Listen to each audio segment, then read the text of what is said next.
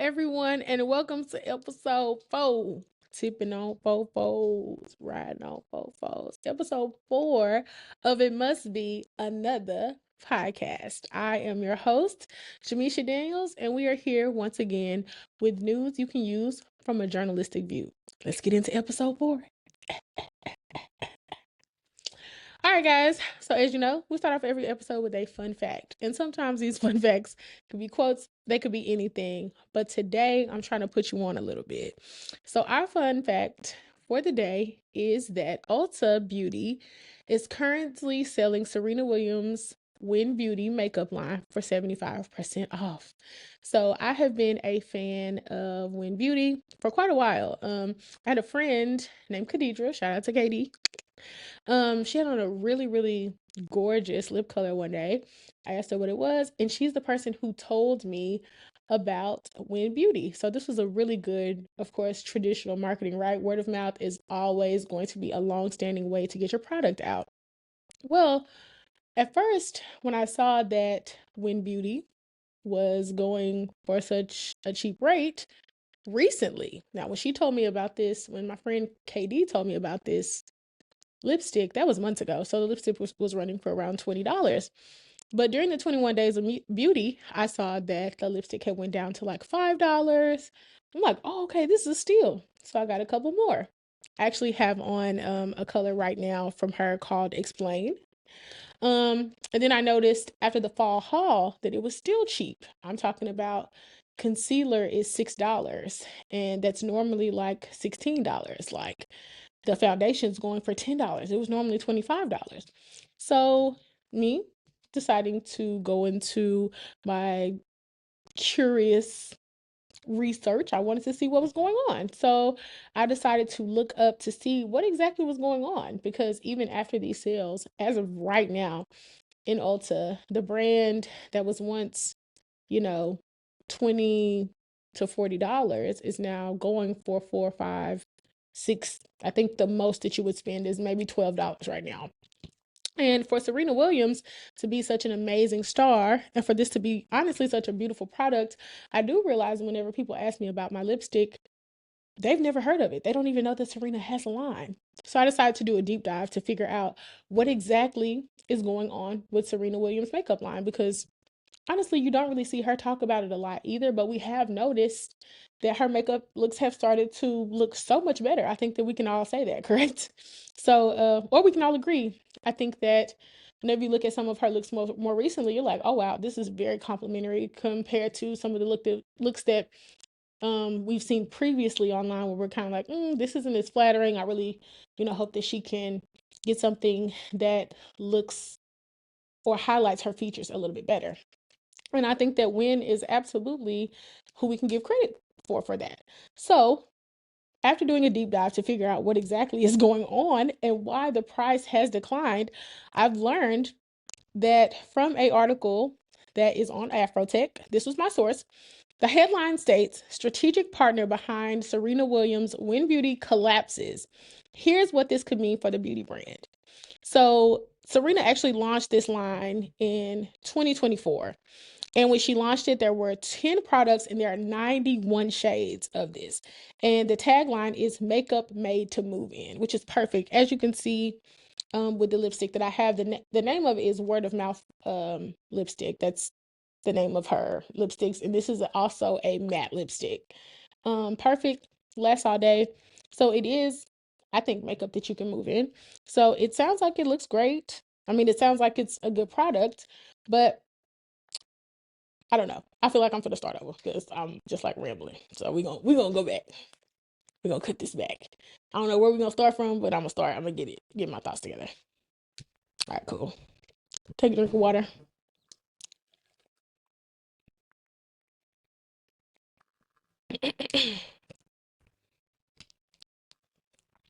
All right, so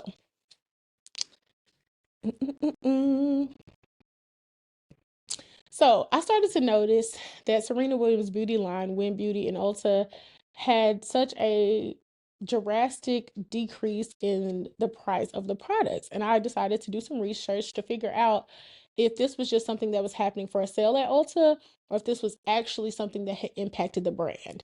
And through my research, I ended up on an article that was on Afrotech, and the headline reads that the strategic partner behind Serena Williams Wyn Beauty brand collapses. And it also tells us what this could mean for the beauty brand. So, just a little background for those who don't know about Wyn Beauty.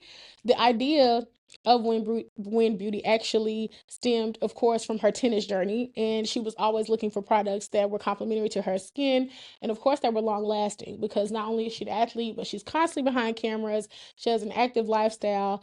Um, Outside of the court, you have to go to press conferences. You also have to keep up all these appearances. So, of course, you're going to need some makeup that's really, really good for her skin. And as we know, we've seen actors, actresses, so many women of color come out and say that, Serena's a star from the 90s, 2000s. It was really, really hard to find colors or shades that were complementary for Black skin tones. So she has 91 shades on this line, which is inclusive. Of course, we've seen this on Fenty Beauty, but I think the difference in this line, especially coming from a celebrity and a sports celebrity, means like if we're seeing Serena do this, this means that this is going to be something that we can wear all day or we can be active in. And that's what the tagline is. It's makeup made to move in. So um, she's been in the works and doing this for 6 years, and the product actually launched in 2024. So 2024, and we're now in 2025, that is a fast decline. And like I said, word of mouth marketing is really, really the best form of marketing. But even looking on her socials, I have not seen, I don't think that she has a post on her Instagram from Wyn Beauty since September. So um, it looks like there was a loss, of course, with the brand sales in Ulta.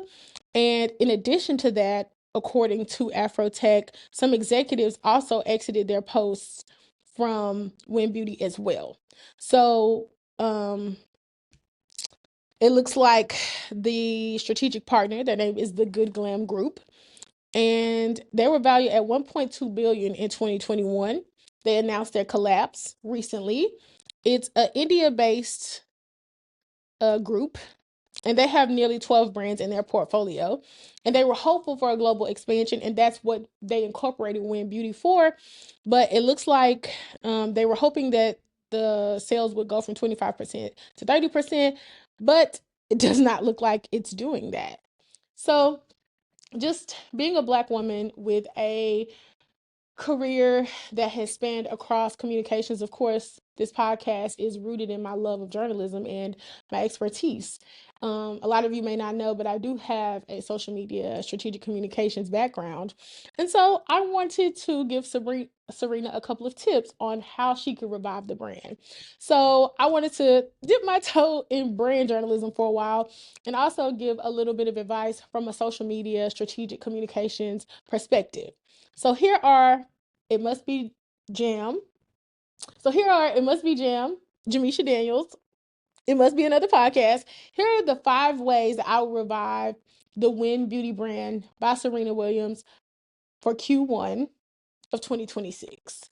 So whether that means Serena decides that she wants to fund this herself or pour into this herself, I think that this brand is absolutely worth reviving, or it's worth giving another chance to, whether that means finding an American-based company to invest in it or investing with herself. So again, here are my 5 ways to revive this brand from a strategic communications perspective for 2026. With the tagline makeup made to move in, I think that she should take advantage of the upcoming sporting events. I'm talking NBA All-Star Weekend and the Super Bowl weekend. Those are 2 things that we really need to think about. We're already talking about Super Bowl weekend now with the Super Bowl halftime performance. Everyone's already whispering and talking about all these whether that means it's a discourse, whether it's positive or negative, people absolutely are going to be tuning in. And I think that with that, we should find a way to partner with some celebs, with some wags, wives and girlfriends of celebrity men, and take advantage of them. throughout these events. So if that means that they're going to have, I think that it would be really cool to have something called a winning team face-off campaign, where the WAGs, the celebrity girlies, whoever's going to be, whether they're on the sideline at the Super Bowl, in the Pro Bowls, or they are going to be at the dunk contest, whatever, having these really cool face-offs before and after these events would be really, really cool. Whether that means finding two influencers, because as we know, when it comes to a lot of these really big events, influencers are going to link up, they come together. So why not find some that you can see are linking up and come together, and get them to come together and make this campaign come to life, make people see what your brand is outside of that. And in addition to that, with those, I know for a fact during NBA All-Star Weekend, there are a lot of celebrity basketball games where women are involved, and they are going to need makeup because, of course, again, the same way that you were having to do these pressers and everyone has their phones out there, there's constant cameras. This is a perfect way to display your line, to show people that this is makeup that you can move in. So that's going to reinforce it. People are going to say, oh, like, what lip color is that she has on? Or Tiana Taylor is actually a perfect example, because we already know that she's going to be doing something. That lady is always on the scene, whether that means putting a little bit of money into it, whatever. But also, there are a lot of influencers when it comes to women's sports that some of us that are, followers of the sports world know. So the first one, again, be taking advantage of the upcoming sporting events, using influencers, WAGs, celebs, have what I think would be called a winning team face-off. I think that would be really cool. The next one would be a mock social media press conference.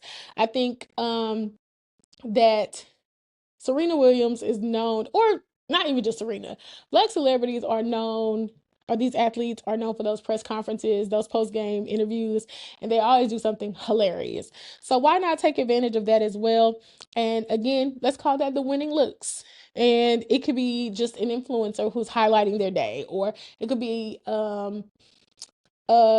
someone like Angel Reese deciding to show us what her day in the life is, or how she feels after a brand deal, or something. We make the most mundane task look like it's glamorous every single day. And I think that finding a way to make a really cool social media press conference with the whole highlighted green, the tennis ball backdrop, making that a really, really cool look. I think that finding a way to incorporate press, of course, good press is always, it's anything. So there's always a way to incorporate press into your line. The next one is, I think this is a no-brainer.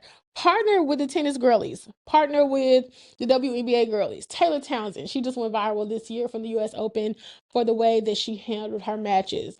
Coco Gauff, Sloane Stephens, Naomi Osaka, Angel Reese, Asia Wilson. All of these people are people who are constantly on the move, day in and day out, whether that is going to practices, the off season, whatever. Find a way to partner with those girls, even if it's, those are big names, but let's think about some of the girls who are up and coming that aren't as big as some of their teammates. I think that finding a way to put these products in front of them is just a really good way to get visibility, and it can always bring more fans back to your brand. Number 4, nominees during the award season. The name of your brand is Wyn Beauty. So we need to have people showing off their winning style. If that means doing something like a glam bot, or some type of photo booth, or having a journalist on the sideline with with a microphone that looks like a tennis ball, that asks them what's their winning style, or what's the favorite thing that they like to wear from the line. Or asking them the name of this lipstick is explained. Finding ways to play off of what these products are, and how it can use to your advantage to pour back into your brand. Bring people back to Wyn Beauty or back to Ulta. Get that foot traffic back up. The last one I think is actually a very big untapped market. Number 5, using gym influencers. As we come to the top of the year, everyone's going to be trying to get their summer body back together. We already know the New Year's resolutions are going to be picking up. So whether that means using micro influencers or the larger fitness girlies, everyone's always wearing athleisure anyways. That's like the new style. We may as well go ahead and tap back into finding ways to get those girls to use their gym looks. Of course, ideally, we don't like to admit that we wear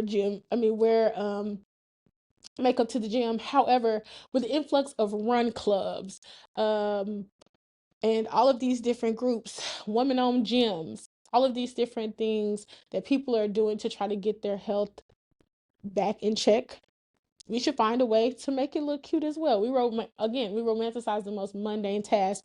So why not tap into gym influencers and make a campaign using your makeup that pushes back in that this is makeup made to move in.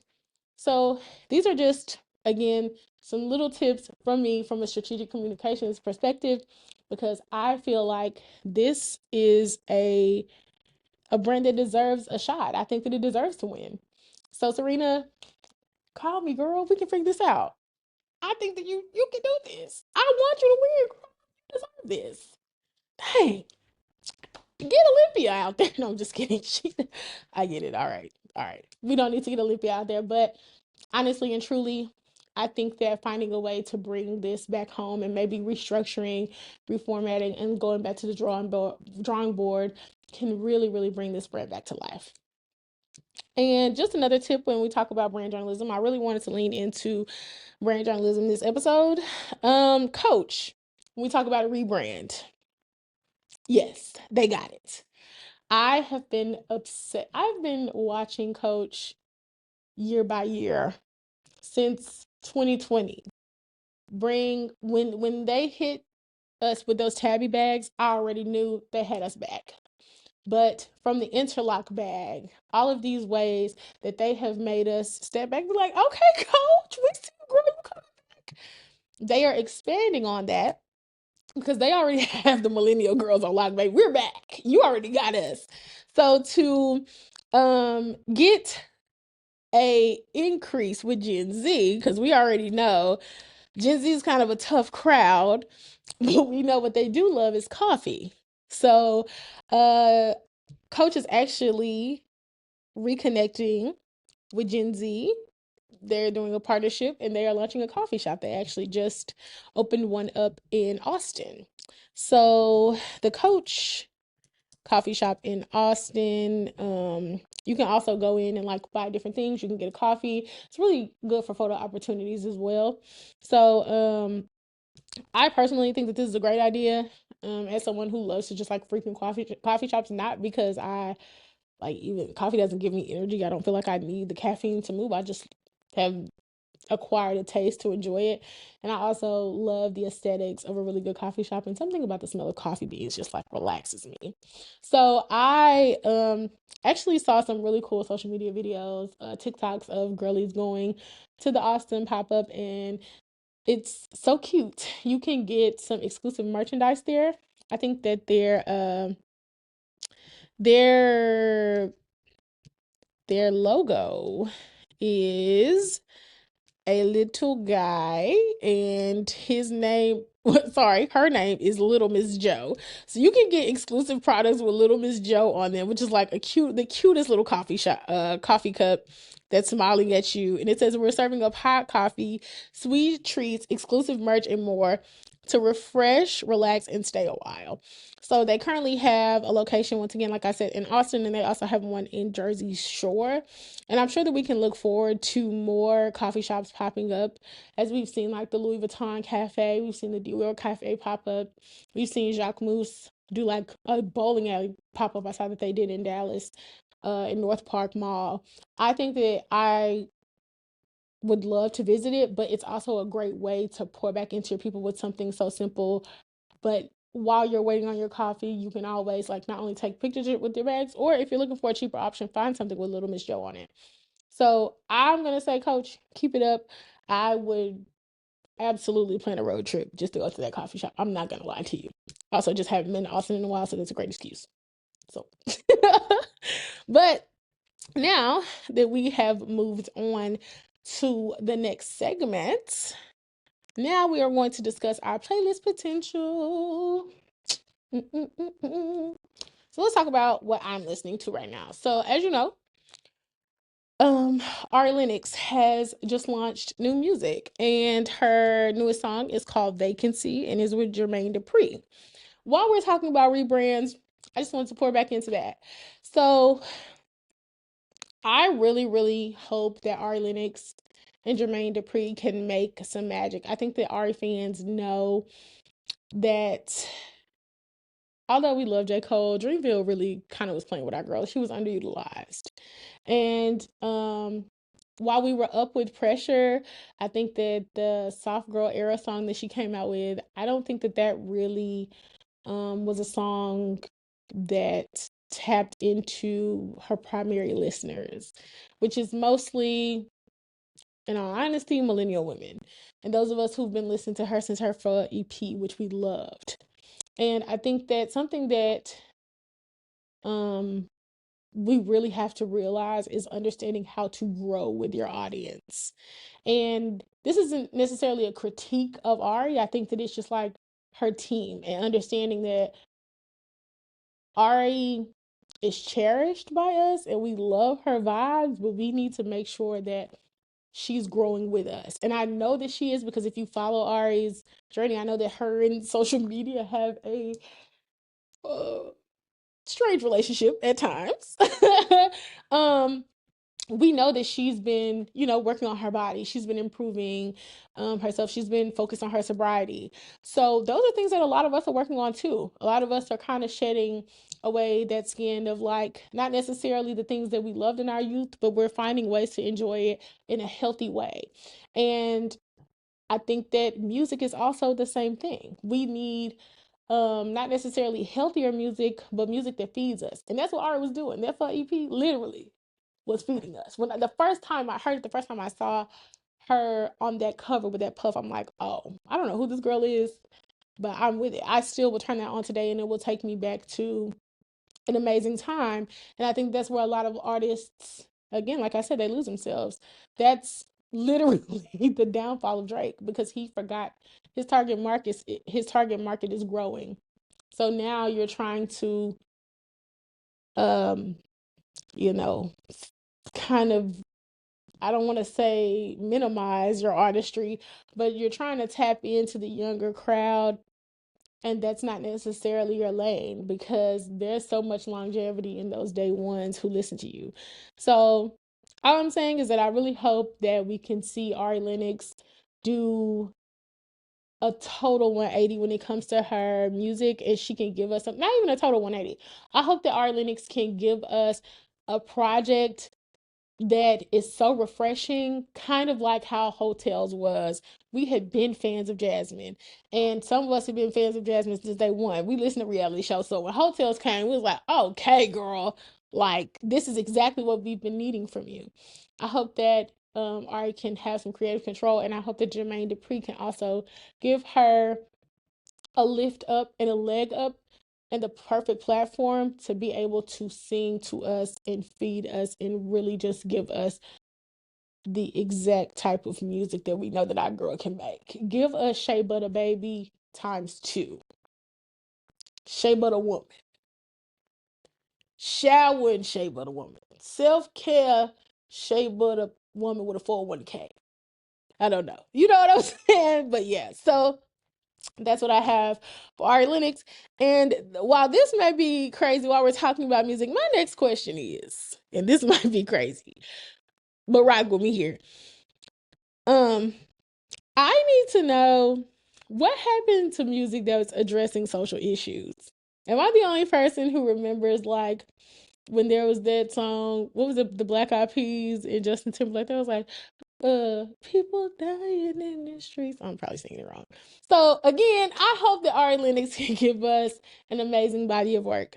So with that being said, I want to conclude episode 4 of It Must Be Another Podcast. This has been amazing to see you guys once again. I hope that you enjoyed this episode. If you have any questions, concerns, if you want to submit your music to us, if you have a brand that you want to showcase, again, email us at itmustbepod@gmail.com. I'm your host, Jamisha Daniels, and this has been episode 4 of It Must Be Another Podcast. See you next time.